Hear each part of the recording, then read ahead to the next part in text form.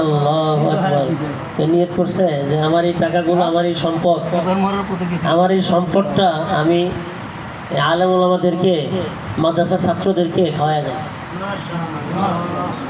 আল্লাহ তাআলা যেন তার এই নেক নিয়তকে কবুল করে এবং তাকে মাফ করে দেয়, জীবনের সব ভুল ত্রুটি মাফ করে দেয়।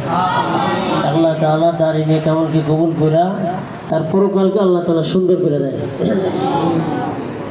দুরূদ শরীফ পড়ো। আল্লাহুম্মা সাল্লি আলা মুহাম্মাদিন ওয়া আলা আলি মুহাম্মাদিন কামা সাল্লাইতা আলা ইব্রাহিম وعلى آل إبراهيم إنك حميد مجيد اللهم بارك على محمد وعلى آل محمد كما باركت على إبراهيم وعلى آل إبراهيم إنك حميد مجيد. أكبر سورة فاتحة بسم الله الرحمن الرحيم.